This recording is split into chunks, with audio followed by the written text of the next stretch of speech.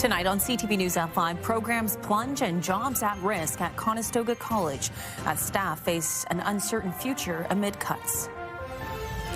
Plus, November marks Radon Action Month, the test kits you can get your hands on to test your home and the risks of the radioactive gas. And a glow lighting up 1 billion brain cells. How local researchers are detecting and diagnosing cancer. CTV News at 5 starts right now.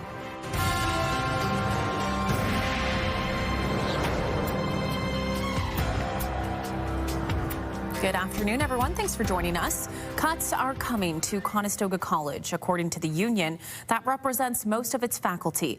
They say the college will be losing dozens of full-time staff by the end of this year, and about 80 programs will also be eliminated by next fall. CTV's Heather Centerin joins us live with more on this. Heather, this all comes as enrollment is down. Conestoga College confirms international enrollment is down 77% compared to 2023, mostly because of the federal government putting a cap on it after it was proving to put a strain on housing. We spoke with the president of the union that represents Conestoga's full-time faculty, librarians, and counselors. He says the college will be losing 75 full-time staff members by the end of December. Half of them took an early retirement, 15 are being laid off, 4 resigned, and 19 took voluntary exit packages out of 416 who were offered voluntary exit packages. On top of that, he said 80 programs will be no more by the fall of next year, but students currently in those programs will get to complete them. He says he feels sorry for his fellow faculty members. It's never good for the individuals. It's, of course, devastating, especially since people who come to become a full-time faculty or counselor or librarian at the college or any category, they're doing it out of commitment. They're doing it not as a job, as a calling. It's a serious commitment, and it's an emotional engagement. Conestoga College said they do plan to suspend new admissions for several programs in 2026 due to declining international enrollment, but they didn't say how many. The college did not confirm or deny any layoffs. We'll have more at 6. Leanne. Okay, Heather, thank you for that. CTV's Heather Centerin joining us live. The region of Waterloo is facing a major shortfall when it comes to GRT ridership. According to a recent report, the GRT is anticipating an over $11 million budget gap due largely to fewer post-secondary students. It says the GRT ramped up services to meet the growing demand, but now that international student enrollment has been on the decline, those service levels are no longer needed. That is significant revenue shortfalls that obviously local taxpayers will have to bear because, again, there's an ability to ramp up and down with staffing levels and I guess investments to accommodate ridership. Conestoga College says the blame for this lies with the federal government's sudden shift in policy on international student enrollment. CTV's Jeff Pickle will bring us more on this at 6. Crews across Waterloo region are getting set for winter weather with the potential first dusting of snow coming this weekend. The flurries aren't expected to stick, but as we inch closer to winter, snowplow drivers have been hired across municipalities and their routes have been established. From salting to plowing and loading, officials say they're ready for what's to come. Last year, we all went through a quite heavy year. We saw increase in snowfall last year, increase in duration, increase in intensity. This year, again, we have no idea until the winter comes, but we are prepared for whatever Mother Nature brings, and we can respond accordingly. Local municipalities are responsible for their respective roads. Crews say it's a collaborative effort to keep the streets clear and residents safe. Okay, Alex Pinto joins me as we take a deeper dive into that forecast. Alex, we're talking about the S word. I don't like it, and I really don't love that visual at this time. I know, especially when we've got a lot of cloud cover. In terms of heapings of snow, not expected to see that, at least at this point.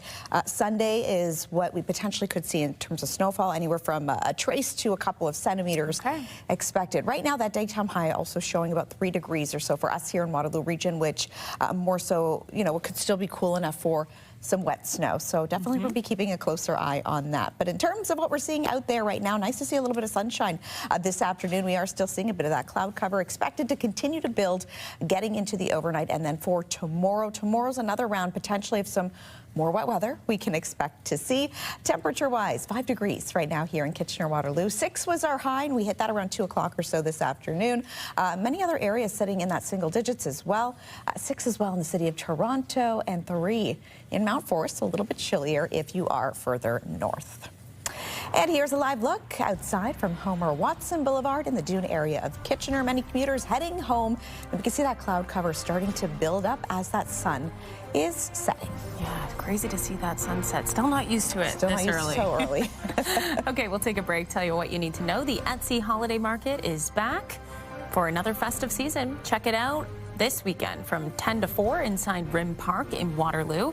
You can shop from the very best on Etsy from Waterloo region and surrounding areas. There will be about 100 vendors taking part. Admission just $2, cash only, and those under 16 are free.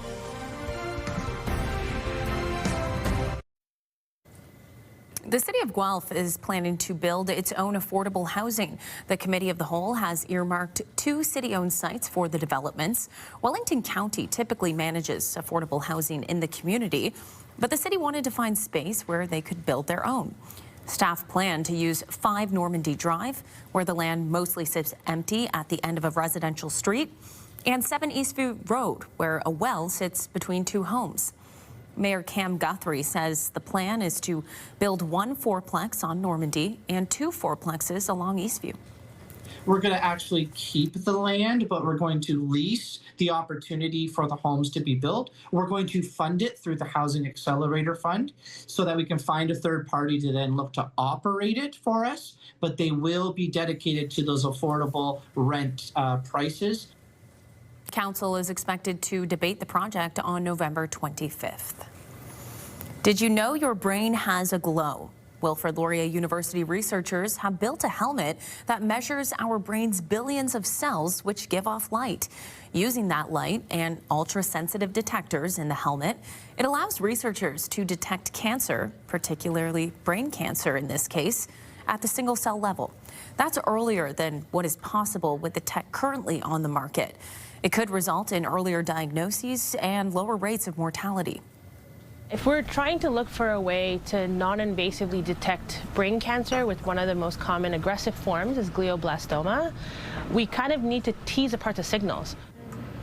You won't want to miss the full story at 6 when CTV's Spencer Turcotte learns the helmet's full capabilities.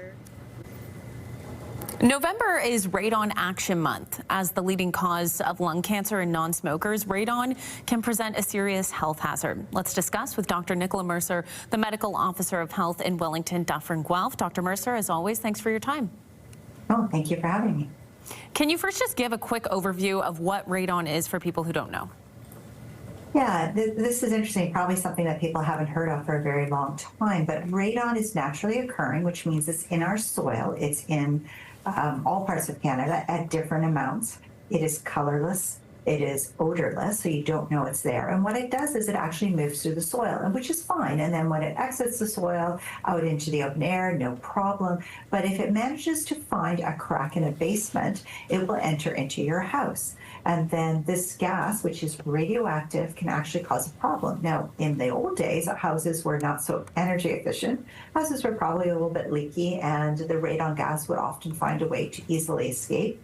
But we find with more energy efficient homes, and for those people who spend a lot of time in their basements, because that's where the gas enters the houses through basements, that this gas is actually causing a health problem because it is a radioactive gas. Now, Wellington Dufferin Guelph Public Health has actually been working to educate people about the risks around radon. You've provided free test kits to people. Can you tell us a bit about that program and how it worked? Yeah, so this was a collaborative program with Health Canada. We had a limited number of test kits. We had 100 that we were advertising that we were able to give away. And because we're quite a large area, Wellington County, Dufferin County, and Guelph are fairly large. So we're actually limiting it to the County of Wellington. We have the least amount of data from the County of Wellington, and plus we were able to target and distribute kits within a radius that we could actually get some meaningful information. The interesting thing about radon is that just because your neighbor has high radon levels or low radon levels doesn't mean that you should make a guess as to what your own levels are. So we distributed these kits, and actually as soon as we announced that they were available, they went within hours. So we were planning on distributing them through libraries, and it turned out we didn't need to. They went very quickly. But for those people who didn't get a kit, you can actually rent one through or not rent one, you can actually go to a library and just sign one out, a short-term radon kit, or you can buy a long-term radon kit over the internet, or if you need some resources, we can help you find one for in your area. Okay, so for people who are picking up a kit, who maybe don't know exactly what to do with it, where should they be performing the test in their home? Yeah, so because it enters through basement, so the most important place to start in your home is to start in your basement. In particular, if you have a bedroom in the basement, or people live in your basement, or perhaps you have a children's playroom down there, or a bedroom where your child sleeps in your basement, those are the parts of the house where the gas is most likely to come and to stay in the house. It's a bit of a heavy gas too, so it will stay in your basement. And so I would start there, and these monitors will tell you, if there's a short-term monitors, they'll tell you fairly quickly what it is. The best, though, is to measure over a longer period of time, just to make sure that we capture what is actually happening in your basement. And then you actually know, once you know if your radon levels are fine, then you're good to go. If your radon levels are not fine, then there are some mitigation steps that you can do to try and decrease the risk to people who are living in your home, especially those who spend a lot of time in the basement.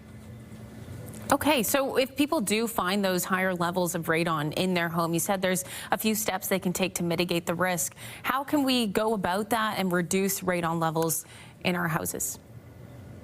Well, there isn't anything as a homeowner that you can do specifically on your own. I guess you can open up your basement window, so that's not practical in our climate. But there are radon mitigation specialists. So what you really need to do, if you have high levels of radon, is to extract that radon from the basement, so pull it out via a pump, and actually send it to the outside. Once the radon is in the outside around your house, it just escapes into the atmosphere. It's not a problem at all. It's only if you're living and breathing this radioactive gas for prolonged periods of time, and it actually is serious and significant. I think that we all worry about a lot of things, that secondhand smoke, for example, for our children, but this is something that actually is hidden and you don't know it's there. So you should make every attempt to find out whether you have high levels of radon in your home, and there are experts, mitigation experts, that can help you lower the radon levels in your home. Okay, very informative topic, of course, as November marks Radon Action Month. Dr. Mercer, thanks for your time and information on this. Dr. Nicola Mercer is the Medical Officer of Health in Wellington, Dufferin, Guelph. Thanks again. Thank you. Take you to break, tell you what you need to know. Cambridge Winterfest returns November 15th until December 31st. From the Cambridge Santa Claus Parade to the holiday train, Preston tree lighting, and so much more, you can enjoy several events to get you into the holiday spirit. Stay with us. When you see it happen, send it to CTV News. Text 10400. From your screen to ours. Text 10400.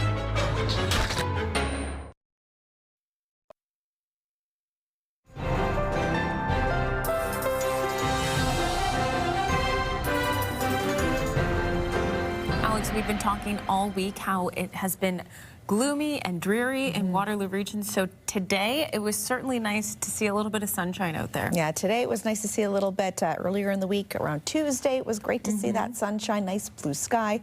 But looking ahead, more cloud cover, gray skies, and potentially some wet weather. Yes. And also some snow, which we were chatting a little bit about before. The big S word. Could get our first official taste of winter on Sunday at this point. Taking a live look, though, from the Dune area of Kitchener. This hour, we are seeing a little bit of dark clouds there, but that sun was trying to peek through the clouds a little bit earlier. That sun, yes, setting 5:08 officially now is what we are seeing this evening. So we are getting closer and closer to 5 o'clock on the dot every day. Yeah, the days are feeling even shorter, and especially the evenings. Leaving work, many, I'm sure if you do leave around 6, 7 o'clock, it's quite dark out there. So hopefully you had a chance to get outside and enjoy a little bit of that sunshine, because getting into the overnight, this is when we could see a little bit more of that cloud cover start to build up. Some mixing conditions also possible for this evening if you're in the Mount Forest area or a little bit further north. Potentially, again, maybe a slight chance for some flurry activity, if not a little bit of wet weather mixed with that. But getting into the overnight, many of us in southwestern Ontario expected to really see that cloud cover start to build up. And then for your Friday morning, this is when we could see another system making its way towards us and heading east. So we could see rain, quite heavy at times as well. Potentially some mixing conditions if you're going to be in the north areas as well, and potentially a little bit of snowfall. So Barrie, Orillia, getting into the Muskokas on Saturday, potentially could see a little bit of that, the snowfall there. And then for us here on Sunday in Waterloo region, at this point we could see anywhere from a trace to a couple of centimeters at this point is what we are estimating right now. So temperature-wise, 4 degrees, so we are dropping down ever so slightly here in Kitchener-Waterloo, 5 in Toronto, 5 in the City of London, 6 in Sarnia. Many of us in that single digits for the afternoon hours. Overnight 0, that is our expected overnight low. Cloudy conditions with just a 30% chance of shower. That's what we're seeing. And then tomorrow, 9 degrees is our expected daytime high, with again that cloud cover and that chance for a bit of wet weather. So rain expected to change to drizzle by the afternoon portion, and more so the later half of the afternoon is what we are expecting to see at this point. So we are slightly below seasonal in terms of our daytime high. Low sitting pretty much where we should be for this time of year, 0 degrees. And yes, that's sunrise 7:04 and setting now actually 5:07 p.m. Is what we are seeing tonight. Okay, over the next few days, yes, a lot of cloud cover expected for us here in Waterloo region. Periods of rain, like we mentioned, expected for tomorrow, high of 10 at this point. Then just a bit of cloud cover for your Saturday with a high of 6 degrees, but overnight lows expected to get back into the minus territory. So -1 for Saturday, -4 for Sunday. And yes, Sunday's that day where we potentially could see, again, anywhere from a trace to a couple of centimeters of snow.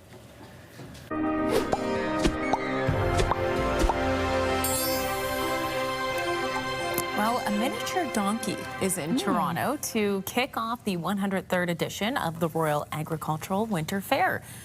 Rosie is this year's ambassador. This 6-year-old miniature donkey made the trip from a farm in Oshawa and arrived at Nathan Phillips Square this morning. Organizers say Rosie will charm visitors and represent the Royal, maintaining an annual tradition of bringing the country to the city every November.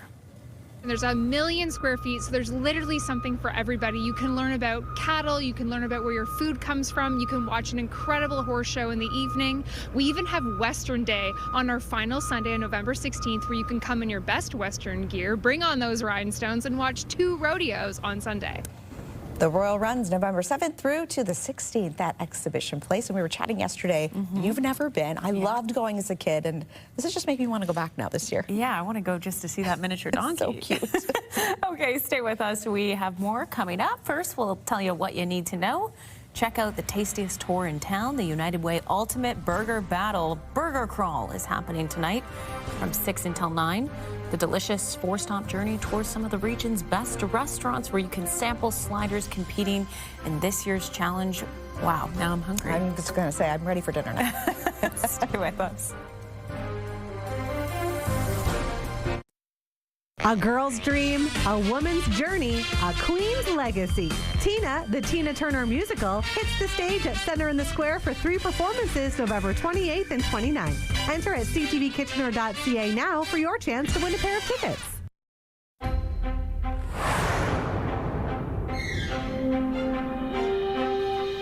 Here's the final 5 stories we're following. The deadline to avoid a strike by WestJet flight attendants is fast approaching, with the current contract set to expire December 31st.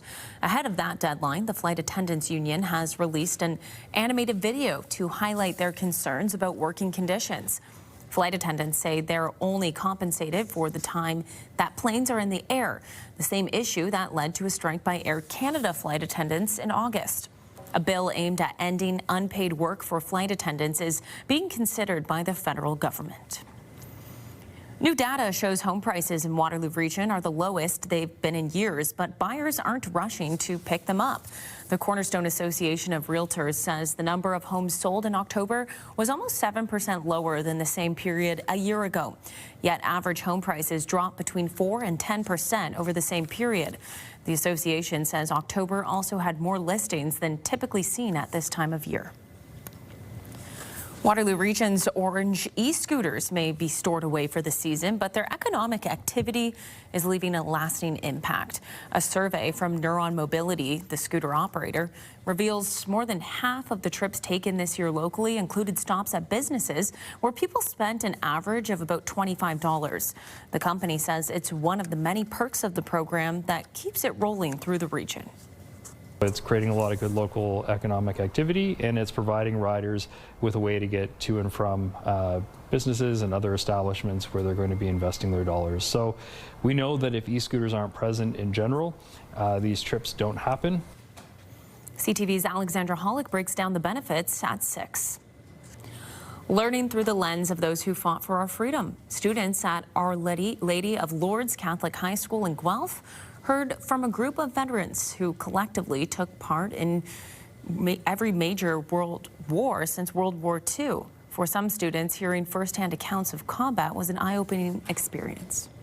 It's one thing to just hear about it through my teacher and read about it in textbooks, but actually seeing the people made it feel a whole lot more real, and it kind of lets me reflect more on my remembrance. Just hearing their stories and what happened to them really shows their honor and loyalty to our country. In the next hour, CTV's Ashley Bacon will hear from some of the vets themselves and find out more about their personal experiences. And finally for us tonight, well, we know the Toronto Blue Jays didn't win the World Series, but these pups are sure to win a spot on your roster. The Kitchener-Waterloo Stratford Perth Humane Society has a dream team ready for adoption. Meet Addison, Jay, Springer, Vladdy, Bo, and Blue.